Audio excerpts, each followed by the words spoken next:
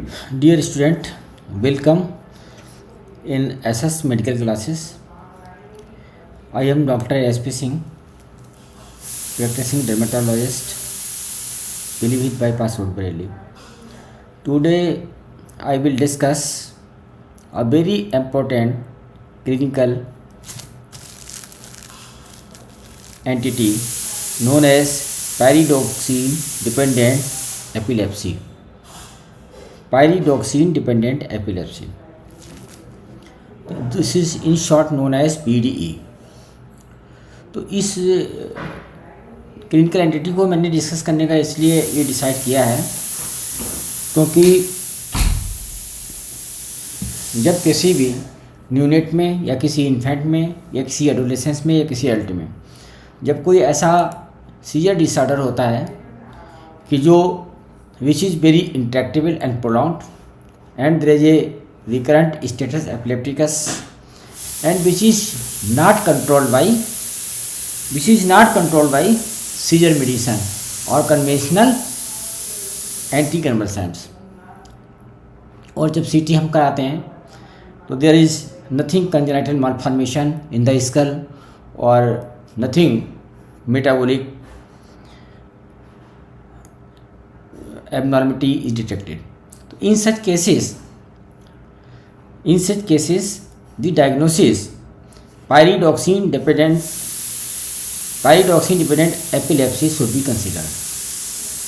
So what is this? So this is inborn error of metabolism that result into error.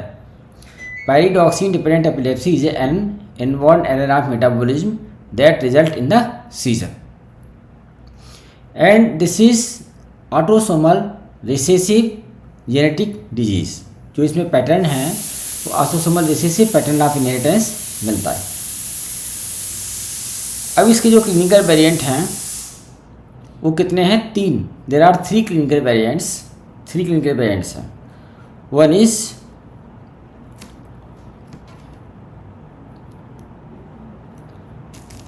अब हम इसको देखते हैं।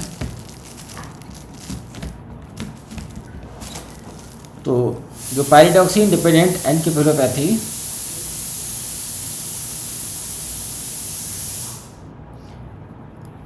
क्लिनिकल वेरिएंट्स,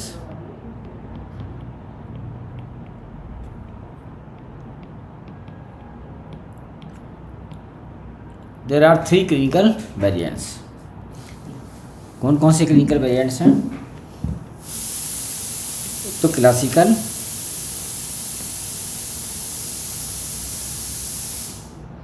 PDE और ALDH7A1।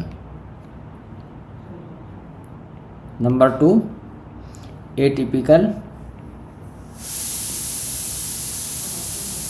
PDE ALDH7A1 and number 3rd is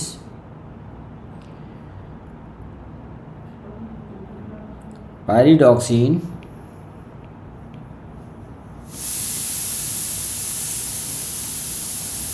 dependent epilepsy। इसका नाम है PLP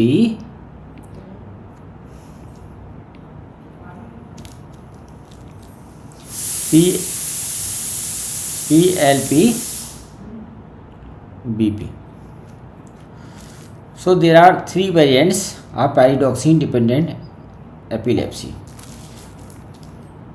This is also known as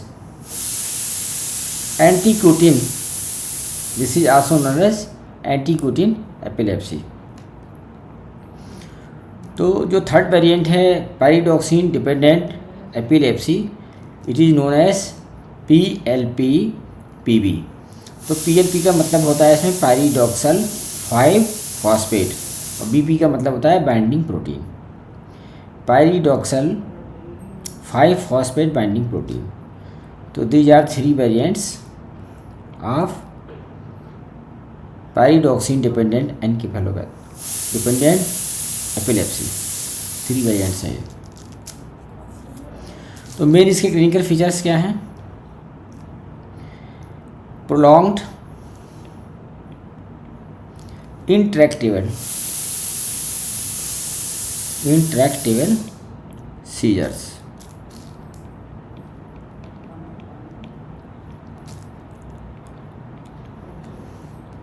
and there may be recurrent status epilepticus,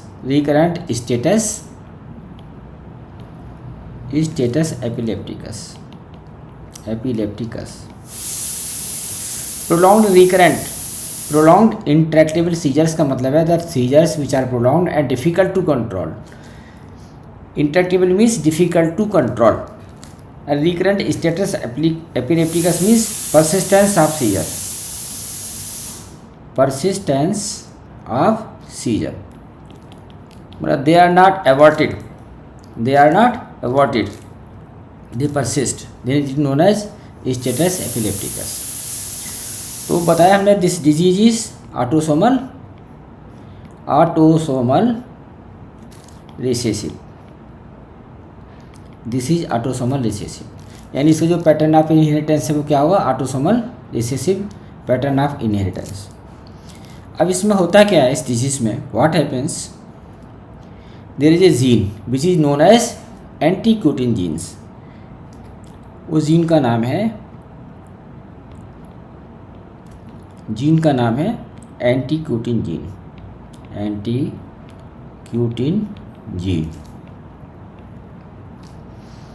इसको शॉर्ट में लिखेंगे ALDH7A1। This is known as antiquitin gene.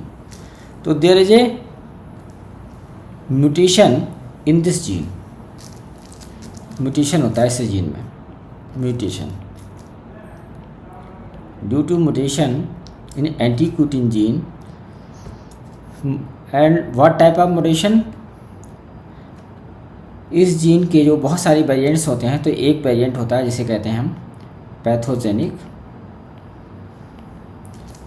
Double allelic variants. So there are so many variants of this gene. There is a variant which is known as pathogenic double allelic variant. तो जो double allelic variant है ये क्या है? This is pathogenic, और due to mutation of this gene, यानी due to pathogenic double allelic variation of this gene, what happens, there is an enzyme known as alpha amino adipic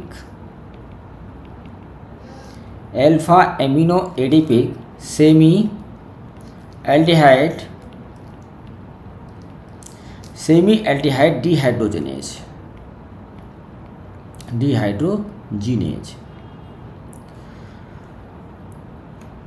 alpha amino semi aldehyde dehydrogenase, ये enzyme है dehydrogenase.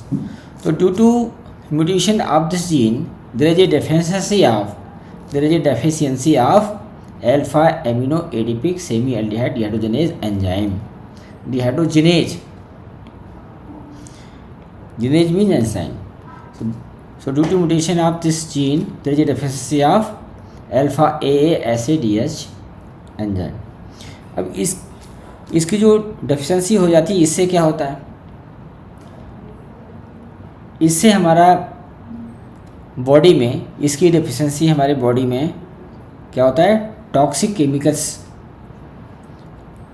जमा होने लगते हैं हमारी body के अंदर, एक्यूमुलेट होने लगते हैं। क्या होंगे? Toxic chemicals. Due to deficiency of this enzyme, due to deficiency of alpha amino adipic semi aldehyde dehydrogenase, there is a deposition of accumulation of toxic metabolites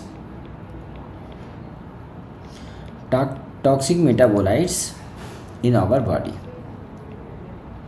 our body और blood.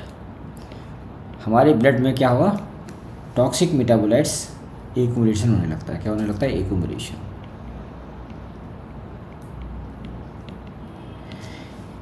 तो ये toxic metabolites हैं, ये किसके होते हैं, कहाँ से आते हैं? ये आते हैं, एक लाइसिन अमीनो एसिड होता है। लाइसिन क्या है? Lysine is amino acid, amino acid. तो इस अमीनो एसिड की मेटाबॉलिज्म होती है, देखते हैं इसको एक जगह।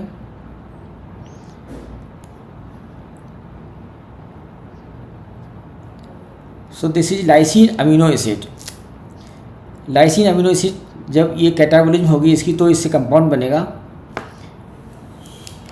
इसकी एक आर्म पे बनता है पिपेकोलिक एसिड और दूसरी आर्म पे मिलता है सैकैरोपीन। क्या मिलेगा? सैकैरोपीन। लाइसिन से सैकैरोपीन बनने के लिए एक एंजाइम चाहिए जिसका नाम है alpha amino adipic semi aldehyde synthase. इस सिंथेज के द्वारा क्या बनता है? सैकैरोपीन, साकैरोपीन बनेगा। दूसरी साइड में बनेगा पिपेकोलिक एसिड। अभी जो सैकैरोपीन है, सैकैरोपीन का फॉर्मेशन मेनली होता है ब्रेन में, सीएनएस में होगा, और किस में होगा? लीवर में होगा। इस सैकैरोपीन कन्वर्ट होता है किसमें? Alpha amino adipic semi aldehyde. Saccharopine is converted into alpha amino adipic semi aldehyde with the help of enzyme alpha amino adipic semi aldehyde synthase. यानी वही एंजाइम है AASS with the help of same enzyme, जिससे lysine convert होता है सैकैरोपीन में और सैकैरो convert होता है किसमें?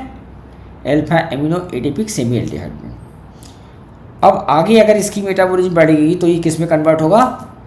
Alpha amino adipic semi aldehyde is converted into alpha amino adipic acid में कन्वर्ट होगा। लेकिन इसके लिए एक एंजाइम चाहिए होता है alpha amino adipic semi aldehyde dehydrogenase. कौन सा एंजाइम है? डिहाइड्रोजिनेज। अब इस एंजाइम की डेफिशिएंसी हो गई। क्यों हो गई? क्योंकि जो हमारा जीन था ALDH7A1 एंटीकोटिन जीन जिसे कहते हैं, उसका हो गया म्यूटेशन। उसमें कौन सा वेरिएंट आ गया? उसमें आ गया डबल एलीलिक वेरिएंट। और उस वेरिएंट के होने से वो वेरिएंट कैसा है? पैथोजेनिक है। तो उसकी वजह से ये जो एंजाइम है alpha amino adipic semi aldehyde dehydrogenase, इसका फॉर्मेशन नहीं हुआ, यानी इसकी डेफिशिएंसी हो गई। जब ये एंजाइम की डेफिशिएंसी हुई तो क्या हुआ कि हमारा alpha amino adipic semi aldehyde is not converted into alpha amino adipic acid, इसमें कन्वर्ट हुआ नहीं। इस वजह से हमारा ब्लड में लेवल बढ़ा alpha amino adipic semi aldehyde का, नंबर 1। दूसरा, ये कन्वर्ट हो जाता है किसमें? डेल्टा 1 पिपेरिडीन 6 कार्बोक्सिलेट में, डेल्टा 1 पिपेरिडीन 6 कार्बोक्सिलेट में। और ये इंटर कन्वर्टेबल होता है पिपेकोलिक एसिड में। और पिपेकोलिक एसिड किससे बनता है? लाइसिन से। तो लाइसिन से पिपेकोलिक एसिड ये कन्वर्ट होता है डेल्टा 1 पिपेरिडीन 6 कार्बोक्सिलेट में। और ये तो इस प्रकार से हमारे ब्लड में 3 चीज़ों का लेवल बढ़ता है। किन किन चीज़ों का लेवल बढ़ता है? वो हमारे ब्लड में 3 चीज़ें हो गई। ये 3 चीज़ें हो गई जिनका लेवल बढ़ेगा। जो टॉक्सिक सब्सटेंस है कौन कौन से हैं? वो 3 हो गए। There are 3 toxic substance which are accumulated in the blood. First is alpha amino adipic acid semi aldehyde, semi aldehyde, alpha amino adipic, alpha amino adipic और सेमी एल्डिहाइड। एक तो ये टॉक्सिक सब्सटेंस है semi aldehyde, alpha amino adipic semi aldehyde. दूसरा toxic substance कौन सा है? दूसरा टॉक्सिक सब्सटेंस कौन सा है? Pimecolic acid.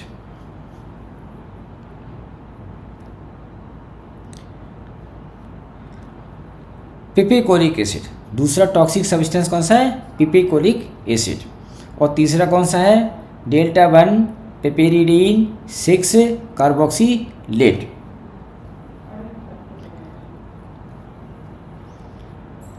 पिपेकोलिक एसिड कौन सा है? पिपेकोलिक एसिड। दूसरे नंबर पर ये टॉक्सिक जमा हो जाता है। तीसरे नंबर पर जमा होता है डेल्टा 1 पिपेरिडीन 6 कार्बोक्सिलेट। तो ये जो 3 टॉक्सिक हैं, नंबर 1, नंबर 2 और number 3। So there is a deposition of 3 toxic metabolites in the body. और ये टॉक्सिक मेटाबोलाइट्स कहाँ से आए? These are metabolite of lysine metabolism, lysine catabolism. क्यों बने ये? क्योंकि लाइसिन कैटाबोलिज्म के लिए एक एंजाइम होता है जिसका नाम है alpha AASADH, alpha amino adipic semi aldehyde dehydrogenase. इसकी क्या हुई? डेफिशिएंसी, यानी ये बना ही नहीं जीन की म्यूटेशन के लिए। इसलिए इस लाइसिन कैटाबोलिज्म का जो पाथवे है वो क्या हो गया? एबनॉर्मल।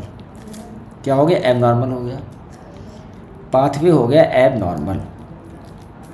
और इस एबनॉर्मल पाथवे के कारण क्या हो गया? Due to this abnormal pathway of lysine catabolism there is a accumulation of toxic metabolites in our blood. अब जो कुछ भी क्लिनिकल फाइंडिंग्स होती हैं इस पायरिडॉक्सिन डिपेंडेंट एपिलेप्सी में, वो इसी वजह से होती है। These 3 toxic metabolites are responsible for all clinical findings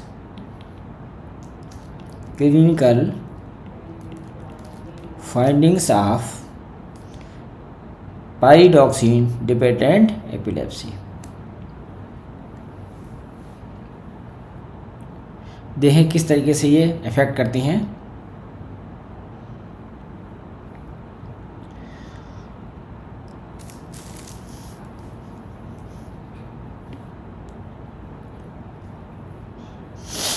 अगर हम लाइसिन देखें तो लाइसिन क्या करता है बेसिकली हमारी बॉडी में? तो lysine is recorded as nitrogen donor following the formation of glutamate. Lysine is recorded as nitrogen donor allowing the formation of glutamate from alpha ketoglutarate in the central nervous system। Lysine alpha glutarate से formation कराता है किसकी? Glutamate की। And what is glutamate? Glutamate is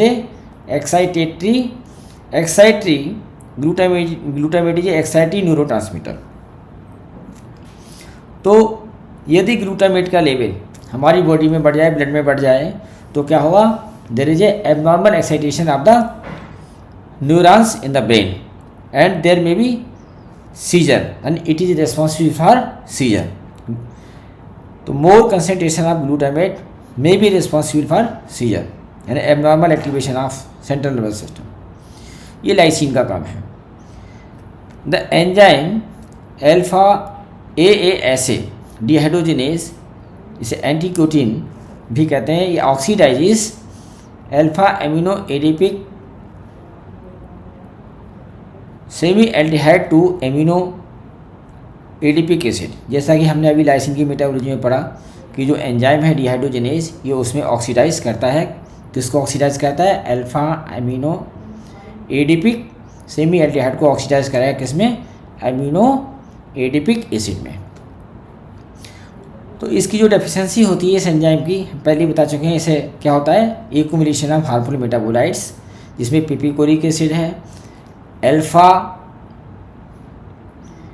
amino adipic semi aldehyde का level बढ़ेगा और delta A पिपेरिडीन 6 carboxylate का level बढ़ेगा। इन 3 मेटाबोलाइट का लेवल बढ़ेगा।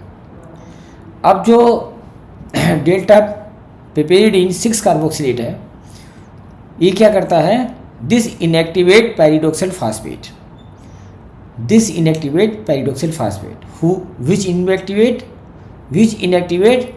Delta 1 piperidine 6 carboxylate, activate pyridoxal phosphate जिसे कहते हैं PLP, and this is pyridoxal phosphate is an active form of vitamin B6। इससे क्या होगा, इसके इनएक्टिवेशन से तो जो हमारा CSF है उसमें PLP की जो लेवल है बहुत कम हो जाएगी। ये देखा गया है, यदि हम उसकी बायोकेमिकल एनालिसिस करें सेरेब्रोस्पाइनल फ्लूइड की, तो उसमें हमें PLP यानी पायरिडोक्सल 5 फॉस्फेट का लेवल कम मिलेगा, एंड इसकी डायग्नोस्टिक इंपॉर्टेंस भी है। There is a decrease level of PLP pyridoxal 5 phosphate in the CSF। क्यों होगा, क्योंकि डेल्टा 1 पेपेरिडीन 6 कार्बोक्सिलेट इसको इनएक्टिवेट करेगा by forming a complex formation, condensation complex formation. ये क्या काम करेगा, हमारी पायरिडोक्सिन 5 फॉस्फेट, इसका मेन काम है कि it participate, this PLP participate in metabolic pathway of transamination and decarboxylation of neurotransmitters. तो जितने भी न्यूरोट्रांसमीटर्स हैं उसमें ट्रांसएमिनेशन और डीकार्बोक्सिलेशन की जो रिएक्शंस होती है उसके लिए पार्टिसिपेट करेगा कौन, PLP। उसके लिए PLP इज रिस्पॉन्सिबल, चाहे वो गामा एमिनोब्यूटारिक एसिड हो या डोपामिन हो या सीरोटोनिन हो। जितने भी न्यूरोट्रांसमीटर्स हैं इनका जो ट्रांसएमिनेशन होगा और डीकार्बोक्सिलेशन रिएक्शन जो होती हैं उसके लिए पायरिडोक्सिल 5 फॉस्फेट इसेंशियल होता है। अब इसकी डेफिशिएंसी में क्या होगा, ये रिएक्शंस नहीं होगी। कौन सी रिएक्शंस नहीं होंगी, ट्रांसएमिनेशन और डीकार्बोक्सिलेशन, किसकी, जो हमारे न्यूरोट्रांसमीटर्स हैं उनकी। और ये जो रिएक्शंस हैं transamination and decarboxylation of neurotransmitters have great importance in the pathophysiology of seizures. यदि हम सीजर्स की पैथोफिजियोलॉजी देखें तो इसमें इनका रोल मिलेगा। किसका रोल मिलेगा, transamination and decarboxylation reactions of the neurotransmitters. The elevated level of alpha amino acid adipic semi aldehyde lead to reduce activity of several enzymes. जो हमने बताया कि there are 3 toxic metabolites which are accumulated in our blood. उनमें से एक क्या है, alpha adipic, उनमें से एक है अल्फा एडिपिक सेमी एल्डिहाइड। तो ये क्या करेगा, क्या करता है, ये lead to reduce activity of several enzymes. इसका लेवल बड़ा होने से बहुत सारे एंजाइम्स की जो एक्टिविटी है वो रिड्यूस हो जाएगी इन the brain that regulate transmission of signals between neurons. वो सारे enzymes which regulate transmission of signals in the neurons के बीच में सिग्नल का जो ट्रांसमिशन रेगुलेट करते हैं, रेगुलेशन कितना ट्रांसमिशन होना है। The enzymes which regulate transmission of signals between neuron, the activity of those enzymes is reduced. क्यों रिड्यूस होगी, by the increase level of alpha amino adipic semi aldehyde की वजह से। इसका लेवल बड़े होने की वजह से उन एंजाइम्स की एक्टिविटी रिड्यूस हो जाएगी जो न्यूरॉन्स के बीच में सिग्नल का ट्रांसमिशन को रेगुलेट करते हैं। और ये पहले ही बता चुके हैं कि जो हमारा डेल्टा 1 पेपेरिडीन 6 कार्बोक्सिलेट है वो किसको इनएक्टिवेट करेगा, वो PLP पायरिडोक्सिल 5 फॉस्फेट को इनएक्टिवेट करेगा, वो उसको इनएक्टिवेट करेगा। उसकी वजह से क्या होता है, जो ट्रांसएमिनेशन रिएक्शंस और डीकार्बोक्सिलेशन रिएक्शंस जो होती है न्यूरोट्रांसमीटर्स की, वो नहीं हो पाएंगी, जिसका कि सीजर्स की पैथोफिजियोलॉजी में बहुत बड़ा रोल है। अब जो पिपिकोलिक एसिड है,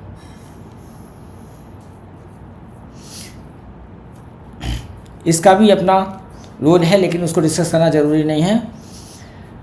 अब what is the mechanism of seizures in pyridoxine, what is the mechanism of seizures in pyridoxine dependent epilepsy. तो इसको देखेंगे तो आपने पढ़ा है क्या कि अब तक जो पढ़ा है कि जो ग्लूटामेट होता है ये क्या है, एक्साइटिंग न्यूरोट्रांसमीटर है, and gamma butyric acid is inhibiting neurotransmitter.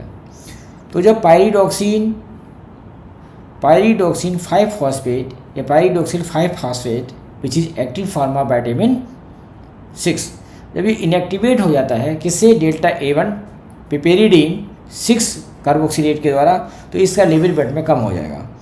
Due to decrease level of PLP यानी pyridoxine in the blood, there is a decrease activity of enzyme glutamic acid decarboxylase, यानी गैड इज ए एंजाइम जिसकी activity depend करती है किसके level पे, pyridoxine के level पर depend करेगी। When there is a deficient pyridoxine then there is a reduced activity of glutamic acid decarboxylase, and glutamic acid decarboxylase क्या करेगा, ये ग्लूटामेट को कन्वर्ट इनटू ग्लूटामेट का डीकार्बोक्सिलेशन करेगा और उसको कन्वर्ट करेगा गामा में। यानी जो एंजाइम है, the enzyme glutamic acid decarboxylase causes carboxylation of glutamate and converts it into GABA. So due to deficient activity or reduced activity of this GAT enzyme, there is a less formation of GABA and there is a increased level of glutamate, that is excitatory neurotransmitter, and there is a low formation of GABA, there is a reduced level of gamma inhibiting neurotransmitter. So due to imbalance between glutamate and GABA, there is a seizure, because glutamate is a excitatory neurotransmitter, and glutamate is a inhibiting neurotransmitter. So this is the mechanism of pathophysiology of seizure in pyridoxine dependent epilepsy. तो हमने इसके variant बताया था starting में, तो variant इसके 3 हो गए। तो जो क्लासिकल वेरिएंट है उसका क्या होगा,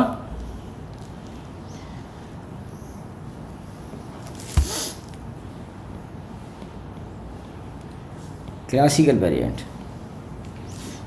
वेरिएंट में क्या होगा कि जो इसका प्रेजेंटेशन होता है वो किस में होगा, या तो फीटल लाइफ में होगा, फीटल लाइफ, यानी जब कोई बच्चा माँ के पेट में है फीटल पीरियड में, उसमें सीजर हो सकता है, ठीक, या नेटल पीरियड में हो सकता है सीजर, और या फिर न्यूनेटल पीरियड में हो सकता है, और अदरवाइज अर्ली इन्फेंसी।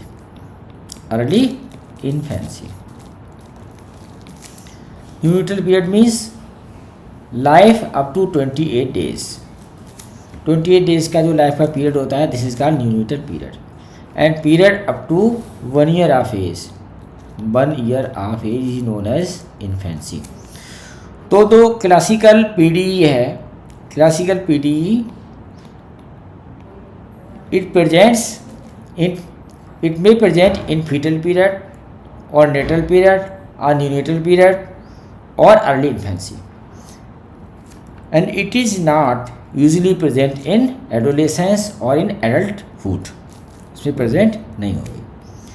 दूसरा हमारा जो एटिपिकल वेरिएंट है, एटिपिकल वेरिएंट, इसका प्रेजेंटेशन का होगा और late infancy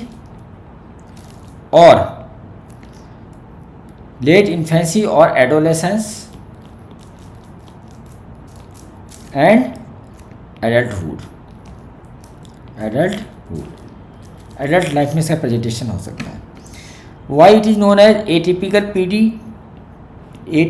PDE, why it is known as atypical pyridoxine dependent epilepsy, because by definition जैसे हमने बताया कि जो पायरिडॉक्सिन डिपेंडेंट एपिलेप्सी है, इसके जो सीजर्स होते हैं they are not controlled by conventional not controlled by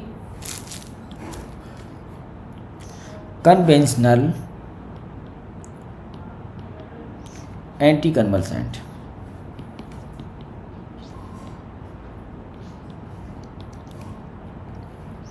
लेकिन जो एटिपिकल में है एक तो इसका प्रेजेंटेशन वेरी करता है, दूसरा इसमें जो जो सीजर हैं they are initially controlled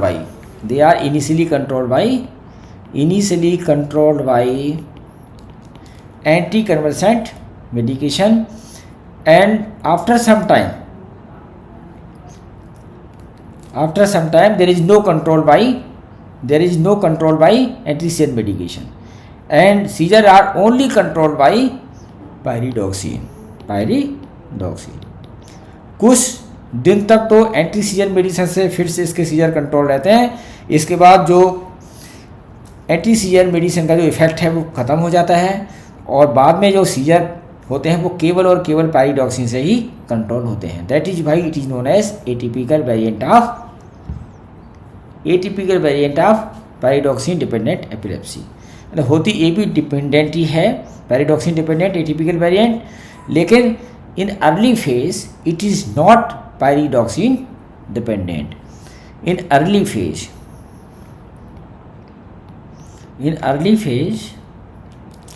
it is not pyridoxine dependent.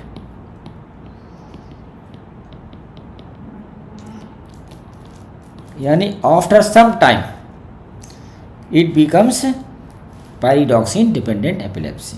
Initially there is a response by anti-seizure drugs, while in case of classical there is no response since beginning. There is no response by conventional anticonvulsant since beginning in the case of classical. Now जो इसका third variant is pyridoxine dependent epilepsy, इसे कहेंगे PLP-BP. So this variant is caused by due to deficiency of pyridoxal 5-phosphate and PLP binding protein deficiency, and this deficiency is also caused by a autosomal recessive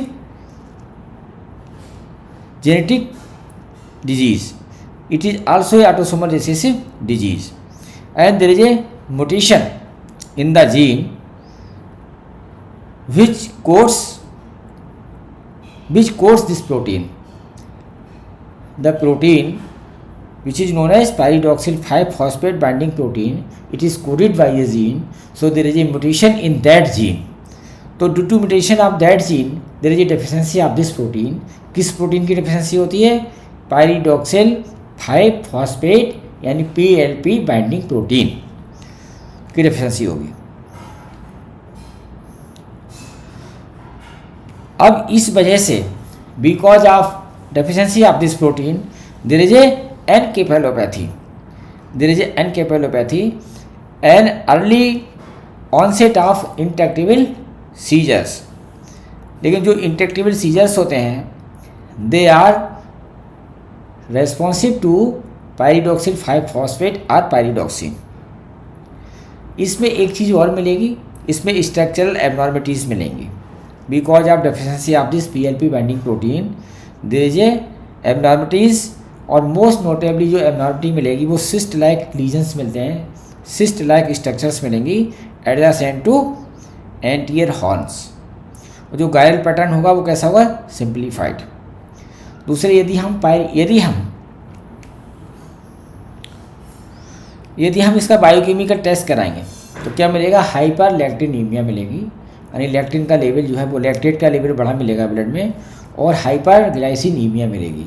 glycine is amino acid, जब उसका level बढ़ जाएगा blood में, increase level of glycine in the blood is known as hyperglycinemia, and increase level of lactate in the blood is known as hyperlactatemia. तो जो हमारा third variant है इसको शॉर्ट में देखते हैं. थर्ड वेरिएंट में क्या मिलेगा? थर्ड वेरिएंट का नाम क्या है? PDE PLPBP, यानी pyridoxine dependent epilepsy PLPBP, pyridoxal 5 phosphate binding protein. This is due to autosomal, जो इसका पैटर्न ऑफ इनहेरिटेंस है वो क्या है, autosomal recessive, autosomal recessive. Pattern of inheritance is autosomal recessive pattern of inheritance. ठीक, क्यों है? Due to mutation in gene. कौन से जीन में? विच कोड्स, जो कोड करेगा किस प्रोटीन को? PLPBP प्रोटीन को। विच कोड्स? PLP बाइंडिंग प्रोटीन, जो इस प्रोटीन को कोड करेगा, जो जीन, उस जीन में म्यूटेशन के कारण, due to mutation of gene encoding PLPBP protein, this disease is caused by due to mutation. What happens in this? There is a structural defect, early onset structural defects मिलेंगे। क्या defect मिलेगा brain में? cyst like lesions, ये brain में मिलेगा near anterior horn. Brain में अगर हम CT कराएंगे तो इसमें डिफॉर्मिटी मिलेगी। बाकी दो वेरिएंट हैं उसमें कोई भी डिफॉर्मिटी नहीं मिलती, बाकी दो वेरिएंट में कोई भी डिफॉर्मिटी मिलेगी। ये जो थर्ड वेरिएंट है PDE का, इसमें डिफॉर्मिटी मिलेगी। Cyst like lesions in the brain near anterior horn. अगर हम इसका बायोकेमिकली टेस्ट कराएंगे तो क्या मिलेगा? बायोकेमिकली मिलेगा हाइपरलैक्टेमीनिया,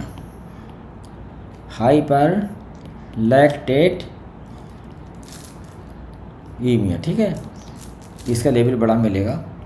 और हमें क्या मिलेगा? हाइपरग्लाइसिनीमिया मिलेगी, हाइपरग्लाइसिनीमिया।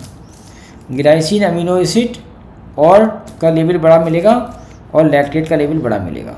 ये थर्ड वेरिएंट है। तो this is our third variant of PDE। Next देखते हैं,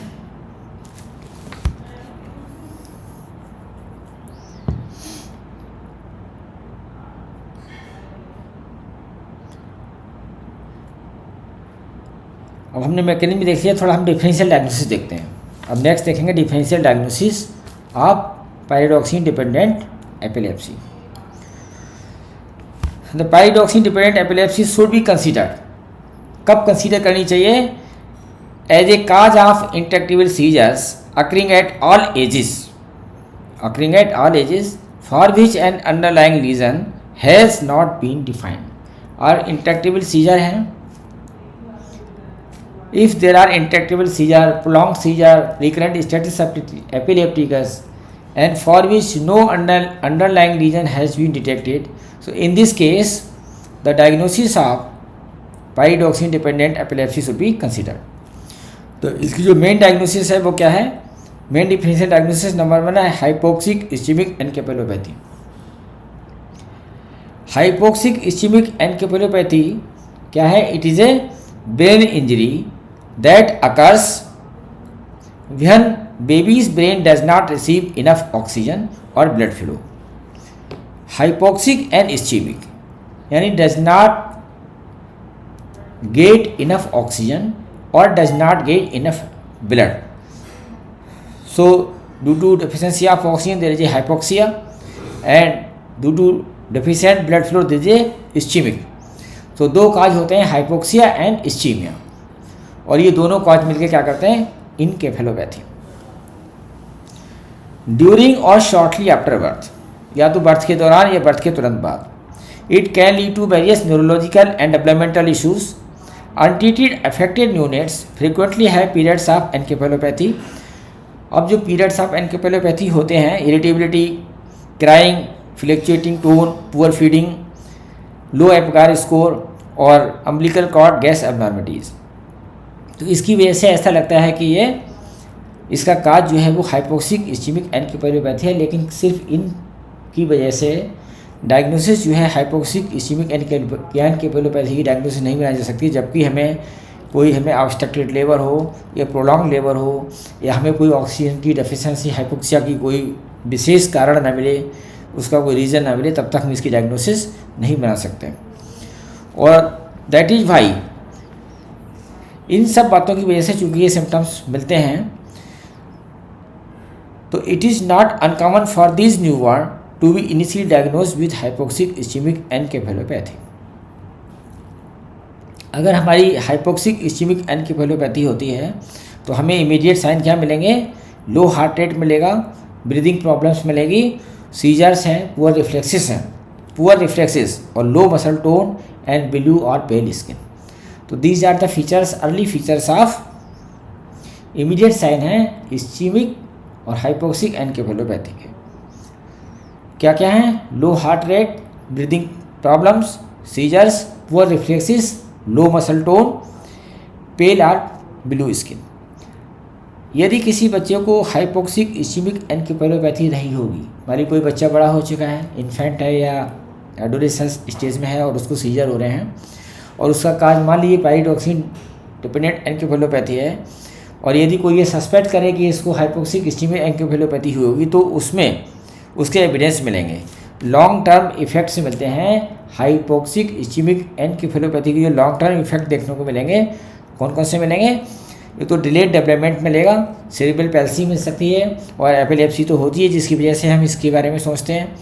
विजुअल और हियरिंग इम्पेयरमेंट मिलेगा और मेंटल डिसेबिलिटी मिलेगी इन case of ischaemic hypoxic encephalopathy. तो अगर ये सॉलिड एविडेंस मिल रहे हैं, हमें कन्विंसिंग एविडेंस मिलेंगे अगर हमें हाइपोक्सिक इस्चेमिक एनकेफेलोपैथी के, तब उसको कंसीडर करना चाहिए। Otherwise we should consider pyridoxine dependent encephalopathy. तो दूसरा हमारी डिफरेंशियल डायग्नोसिस है क्या? Pyridoxal phosphate responsive epileptic encephalopathy. Pyridoxal phosphate responsive epileptic encephalopathy. अब ये क्यों होती है? It is due to deficiency of pyridoxamine five phosphate oxidase. ये जो दूसरी जो हमारी डिफरेंशियल डायग्नोसिस है उसका नाम क्या है? उसका नाम है pyridoxal phosphate responsive epileptic encephalopathy. उसका काज क्या है? उसका काज डिफरेंट है। जो कॉज हमारी पायरिडॉक्सिन डिपेंडेंट एनकेफेलोपैथी का है वो कॉज इसका नहीं है, इसका काज डिफरेंट है। क्या डिफरेंट काज है? It is due to deficiency of pyridoxamine five phosphate oxidase deficiency. Pyridoxamine five phosphate oxidase deficiency, इसे कहते हैं PNPO। ये भी एक ऑटोसोमल रिसेसिव कंडीशन है और इसका जो मेन सिम्टम्स है refractory seizures in the first year of life और prematurity and fetal distress and refractory seizure in the first year of life and prematurity. तो जो बच्चे का जो बर्थ होगा वो कैसा होगा? प्री मैच्योर बर्थ होगा। Prematurity, fetal distress and refractory seizure in the first year of life. तो ये जो हमारी डिफरेंशियल डायग्नोसिस नंबर 2, क्या नाम है इसका? Pyridoxal phosphate responsive epileptic encephalopathy which is due to PNPO। PNPO का मतलब है पायरिडॉक्सामीन 5-फॉस्फेट ऑक्सीडेज।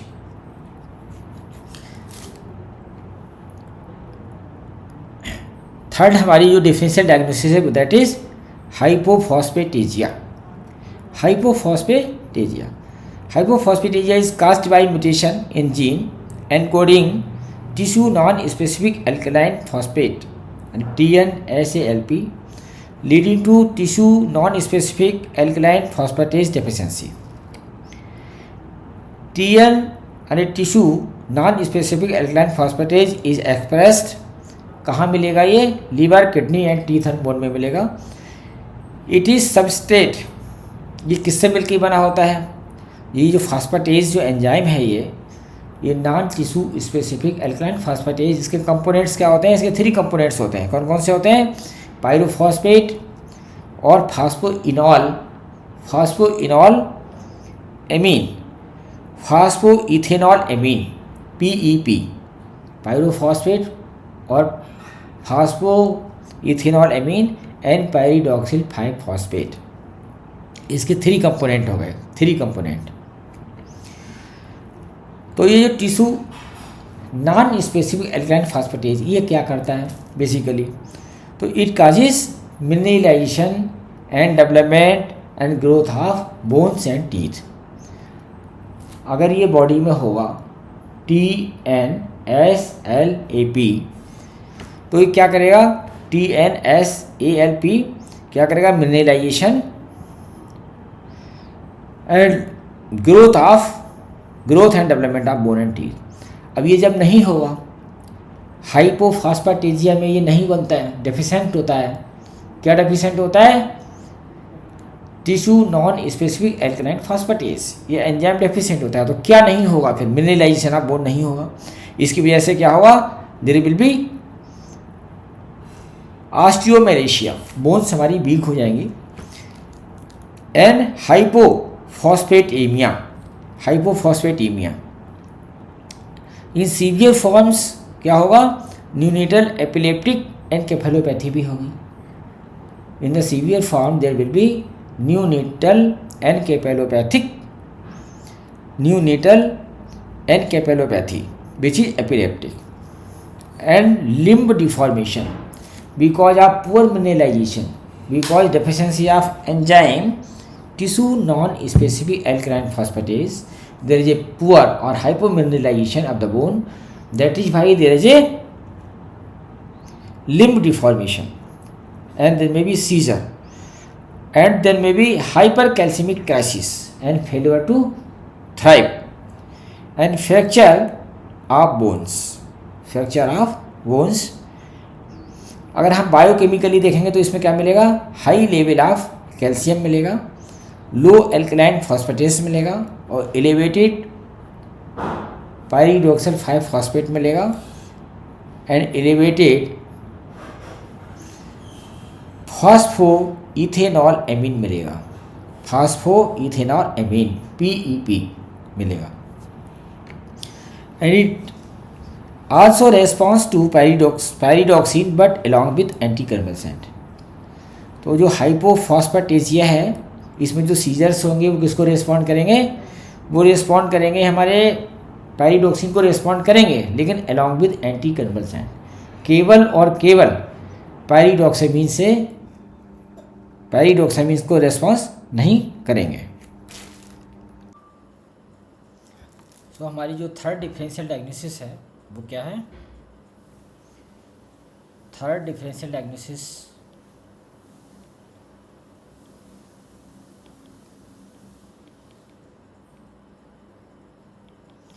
आप PDE, पायरिडॉक्सिन डिपेंडेंट की थर्ड डिफरेंशियल डायग्नोसिस क्या है? ये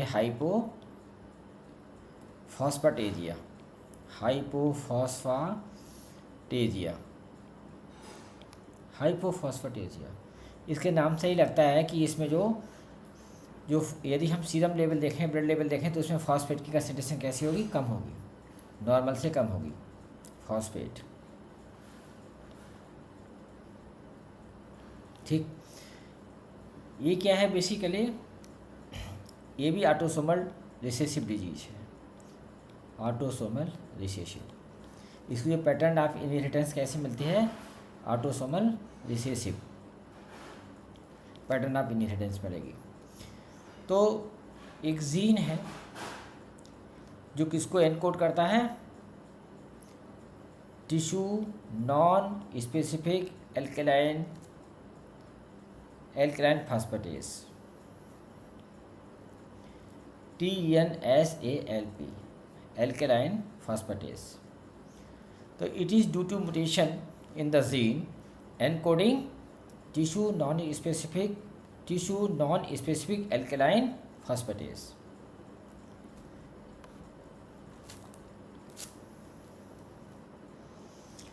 टिश्यू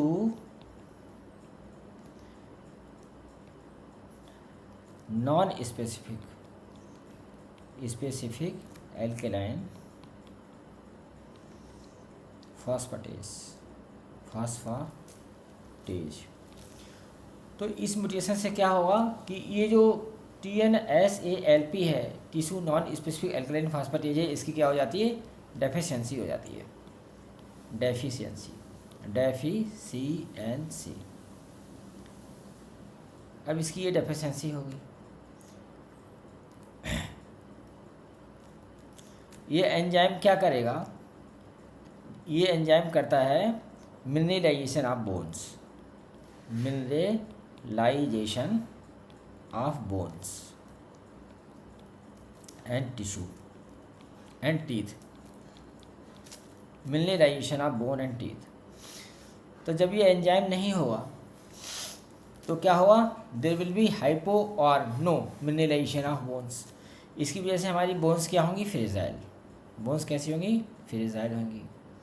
जब बोन्स फ्रेजाइल्स होंगी तो क्या होगा, फ्रैक्चर होंगे। दूसरा, बोन डिफॉर्मिटीज होंगी, बोन डिफॉर्मिटीज। दूसरी बात, तो इस एंजाइम के अगर हम कंपोनेंट देखें, कंपोनेंट हमने बताया 3 कंपोनेंट होते हैं। एक phospho ethanol amine, phospho ethanol amine PEP, एक तो कंपोनेंट ये होता है। दूसरा कंपोनेंट होता है पायरोफॉस्फेट, और तीसरा इसका कंपोनेंट होता है pyridoxal five phosphate. This is active form of vitamin C. पूछा जाए which is active form of vitamin C, तो what is the answer, pyridoxal five phosphate. तो ये जो है ये क्या है, कंपोनेंट है, ये कंपोनेंट हो गए, ठीक। तो इसका मतलब ये हुआ कि जब ये हमारा डेफिशिएंसी होगी, tissue non specific alkaline phosphatase की डेफिशिएंसी होगी, तो इसकी भी डेफिशिएंसी होगी। इसकी वजह से क्या होंगे, सीजर्स होते हैं, इसकी वजह से होंगे सीजर्स। और there is increase level of PEP and there is hypercalcemia. क्या होगा, हाइपर कैल्सीमिक क्राइसिस होगी, हाइपर कैल्सीमिया होती है इसमें। यदि हम सीरम कैल्शियम देखें तो कैसा मिलेगा, बड़ा मिलेगा। सीरम PEP देखें, फास्फोइनॉल एमीन देखें तो बड़ा मिलेगा। और यदि हम ब्लड लेवल देखेंगे किसका, PLP, तो ये भी बड़ा मिलेगा। सीरम कैल्शियम बड़ा मिलेगा। फॉस्फेट कैसा मिलेगा, फॉस्फेट की कंसंट्रेशन हमें लो मिलेगी, ठीक है। तो PEP हमें बड़ा मिलेगा, PLP बड़ा मिलेगा, कैल्शियम बड़ा मिलेगा, और जो फास्फेट की कंडीशन है वो कम मिलेगी। हमारी बोन डिफॉर्मिटी होंगी, और क्या मिलेगा, ऑस्टियोमेलेशिया मिलेगा, बोन वीक होंगी, ऑस्टियोमेलेशिया।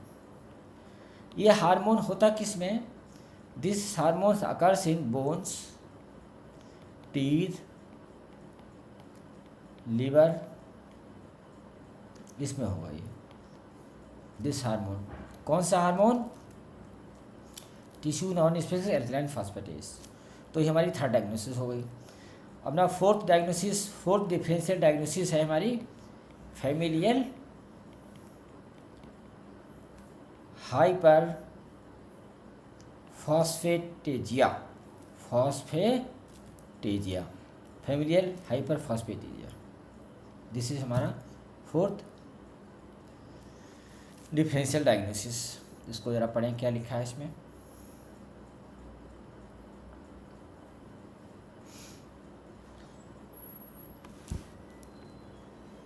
तो it is due to PIGP deficiency.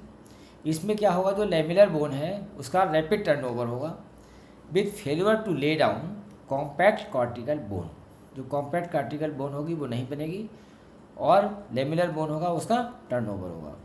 Increase concentration of alkaline and acid phosphatases in the serum. तो ये फैमिलियल हाइपरफॉस्फेटेजिया में increase concentration of alkaline and acid phosphatases, ये एंजाइम है दोनों, एल्कलाइन एंड एसिड फॉस्फेटेजेस, इनकी concentration बढ़ेगी। Massive urinary excretion of hydroxyproline and proline containing peptides. Urine की अगर एग्जामिनेशन करेंगे तो उसमें प्रोलीन और हाइड्रोक्सीप्रोलीन का पेप्टाइड्स मिलेगी यूरिन में। And early onset of structural deformities of the skeleton and skull. तो जो उसकी बोन्स हैं उसमें अर्ली डिफॉर्मिटीज मिलेगी और स्कल बोन में, और इससे क्या हुआ, there is a secondary involvement of the cranial nerves. साथ में जो फैमिलियल हाइपरफॉस्फेटेजिया होगा इसमें क्या मिलेगा, डेवलपमेंटल डिले होगा और इंटेलेक्चुअल डिफॉर्मिटी मिलेगी, यानी मेंटल रिटार्डेशन मिलेगा, सीजर्स होंगे, और सबसे बड़ा फीचर है इसमें डिस्मॉर्फिक फेशियल फीचर्स। क्या है, डिस्मॉर्फिक फेशियल फीचर्स। इसका भी जो ट्रांसमिशन होगा वो कैसा होगा, ऑटोसोमल रिसेसिव ट्रांसमिशन होगा, ऑटोसोमल रिसेसिव ट्रांसमिशन। हमारी जो फिफ्थ डिफरेंशियल डायग्नोसिस है, so this is hyperprolinemia type second. Type first की भी हाइपरप्रोलिनीमिया होती है, लेकिन उसमें क्या मिलेगा, उसमें ये सीजर नहीं मिलते हैं। तो टाइप सेकेंड जो हाइपरप्रोलिनीमिया होगी, proline is a amino acid, it is rare metabolic disorder, rare metabolic disorder है, एनबॉर्न एनारॉब मेटाबॉलिज्म है, and result from deficiency of enzyme known as delta pyrroline 5 decarboxylate. किस enzyme की कमी से होता है, हाइपरप्रोलिनीमिया टाइप सेकेंड। किस enzyme की डेफिशिएंसी होगा, delta pyrroline 5 decarboxylate, delta pyrroline 5 decarboxylate P5CD dehydrogenase. पूरा नाम है डेल्टा पायरोलीन 5 कार्बोक्सिलेट डिहाइड्रोजिनेज। इस एंजाइम की डेफिशिएंसी से क्या होगा, there is a developmental delay and there is a intellectual disability, developmental delay, intellectual disability and mild mental retardation and seizures. Ataxia भी मिलेगी इसमें, and high level of proline in the blood, blood में proline का level बड़ा होगा, blood में proline का level बड़ा होगा, यानी हाइपर प्रोलिनीमिया। क्या मिलेगा, अगर हम सीरम लेवल देखेंगे तो प्रोलीन का लेवल बड़ा मिलेगा, प्रोलीन का लेवल इंक्रीज होगा। दूसरा किस हार्मोन की डेफिशिएंसी से होता है, डेल्टा पायरोलीन 5 कार्बोक्सिलेट डिहाइड्रोजिनेज। ये एंजाइम है जिसकी डेफिशिएंसी से ये होता है। क्या मिलेगा इसमें, सीजर मिलेगा, सीजर डिसऑर्डर है। डायग्नोसिस कैसे बनेगी, हम सीरम क्या करा लें, सीरम प्रोलीन करा लें, उसकी कंसंट्रेशन बड़ी मिलेगी। प्रोलीन क्या है, proline is a amino acid, proline is a amino acid, is a amino acid. तो hyperprolinemia type second, seizure is a feature of hyperprolinemia type first, no, seizure is a feature of hyperprolinemia type second only. And next जो बाकी differential diagnosis विच में भी considered वो हैं congenital central nervous system malformations, rare inborn error of metabolism के दूसरे होते हैं, जेनेटिक एपिलेप्सी सिंड्रोम और इंट्राक्रेनियल हेमरेज भी सीजर काज कर सकता है न्यूनेटल पीरियड और इन्फेंसी पीरियड या किसी भी एज में, और कोई भी इन्फेक्शन मेनिंजाइटिस एनकेफेलाइटिस ये भी हो सकते हैं, इनको भी रूल आउट करना होता है। दूसरी बात है, एक जो हमारी एक ग्रुप होता है पैराडॉक्सिन रेस्पॉन्सिव सीजर्स। यदि किसी को सीजर्स हैं और इनिशियली क्या है, पार्शियल इम्प्रूवमेंट है सीजर में with the addition of pyridoxine. मान लीजिए हमने किसी को सीजर हुआ, उसमें एंटी कन्वर्सेंट चलाया हमने और हमने पैराडॉक्सिन भी दी, इसके बाद उसे रेस्पॉन्स आया। लेकिन कुछ समय के बाद जब हमने उसको एंटी सीजर मेडिसिन विड्रा कर ली, पैराडॉक्सिन पे रखा, तो सीजर उसका क्या हो गया, दोबारा से सीजर आने लगे उसको। जब हमने एंटी सीजर मेडिसिन विड्रा करने के बाद खाली पैराडॉक्सिन पे रखता, सीजर आने लगे, तो वो हमारा जो सीजर डिसऑर्डर है वो पैराडॉक्सिन डिपेंडेंट एपिलेप्सी में नहीं आएगा। ऐसा seizure which initially respond to anti seizure medicine plus pyridoxine, but later on when anti seizure is withdrawn and pyridoxine is continued and seizure recur, then this is called pyridoxine responsive seizure rather than pyridoxine dependent epilepsy। अब differential कुछ हम lab diagnosis देखेंगे, तो lab diagnosis में हमें क्या कराना है, जैसे हम बता चुके हैं कि पायरिडॉक्सिन डिपेंडेंट एपिलेप्सी में alpha amino adipic semi aldehyde का लेवल बड़ा मिलेगा, लेकिन this is non specific biomarker and it can also be elevated in molybdenum cofactor deficiency. Molybdenum cofactor deficiency या सल्फेट ऑक्सीडेज डेफिशिएंसी, इसमें भी ये बढ़ा हुआ मिलता है, तो हमें दूसरे एविडेंस भी देखने चाहिए। फिर हमें एलिवेटेड कंसंट्रेशन ऑफ पिपिकोरिक एसिड मिलेगा प्लाज्मा में, लेकिन जो पिपिकोरिक एसिड है यदि ये नॉर्मलाइज हो सकता है आफ्टर ईयर्स ऑफ ट्रीटमेंट। यदि किसी बेबी को पैराडॉक्सिन डिपेंडेंट एपिलेप्सी है, हमने उसका ट्रीटमेंट किया, तो after some time initially elevated pipecolic acid में भी नॉर्मल। तो अगर ये नॉर्मल है तो हमें ये नहीं समझना चाहिए कि पैराडॉक्सिन डिपेंडेंट एपिलेप्सी नहीं हो रही होगी। दूसरा, फैमिली हिस्ट्री। अगर हम फैमिली हिस्ट्री देखेंगे तो इसमें क्योंकि ये डिसऑर्डर ऑटोसोमल रिसेसिव है, तो इसमें क्या मिलेगा, कंसैंग्युनिटी, हिस्ट्री ऑफ कंसैंग्युनिटी, यानी मदर और फादर में आपस में क्लोज रिलेशन होगा, तब उन्होंने मैरिज की होगी, क्योंकि उसमें ऑटोसोमल रिसेसिव का ट्रांसमिशन इजीली पॉसिबल है, क्योंकि दोनों में जीन्स होता है। जब दोनों में जीन्स होगा, कोई भी रिसेसिव है, अगर डोमिनेंट होता तो किसी एक में होता तो ऑफ स्प्रिंग में आ जाता, लेकिन ऑफ स्प्रिंग में एक्सप्रेशन हो जीन्स का, रिसेसिव है तो एक्सप्रेशन तभी होगा जबकि मदर और फादर दोनों में वो जीन्स होगा। So there is a history of marriage of कंसैंग्युइनिटी।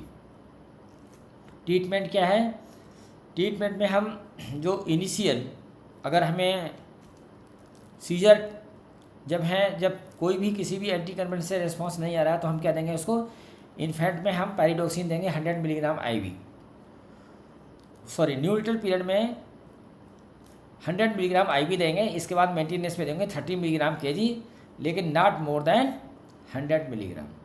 Adult में हम 30 मिलीग्राम kg पर डे देते हैं, लेकिन not more than 500 milligram. Life long pyridoxamine supplementation is needed to keep seizure free. ऐसा नहीं महीने 2 महीने दे के हम बंद कर दें, ये लाइफ लॉन्ग ट्रीटमेंट देना होगा। डोज है इसकी 100 to 500 मिलीग्राम पर डे। तीसरी बात, लाइसिन रिस्ट्रिक्शन इज मस्ट, क्योंकि हमने देखा कि लाइसिन की जो कैटाबोलिज्म होती है, उस कैटाबोलिज्म में जिस एंजाइम की डेफिशिएंसी होती है, उस एंजाइम की ना होने के कारण जो मेटाबोलाइट है, टॉक्सिक मेटाबोलाइट जो एक्यूमुलेट होते हैं, जो सीजर का कारण है, वो लाइसिन कैटाबोलिज्म के ही होते हैं, मेटाबोलाइट। तो इसलिए lysine restriction is must. In case of neonate जो मैक्सिमम हम लाइसिन दे सकते हैं वो देते हैं 70 to 85 gram per day. Infant में हम 45 से 85 मिलीग्राम पर डे तक दे सकते हैं, और एडल्ट में lysine should not be more than 20 to 45 gram per day. दूसरी बात, इसका जो मेन काज है जिसकी वजह से मैंने इस टॉपिक की स्टडी की, वो था कि हम एक क्वेश्चन पढ़ रहे थे कि जो पेशेंट ट्यूबरकुलोसिस के हैं, जो ATT ले रहे हैं, उसमें कौन सी विटामिन डेफिशिएंसी होती है, कौन सी विटामिन सप्लीमेंटेशन मस्ट है, जिसके बगैर की सीजर डिसऑर्डर डेवलप कर जाता है पेशेंट में, वो है pyridoxine. So every patient who is taking anti tuberculous therapy ATT must be supplemented with pyridoxine at least 40 to 100 grams per day या 20 to 40 milligrams per day. So this is rare disorder and this is all about pyridoxine dependent encephalopathy.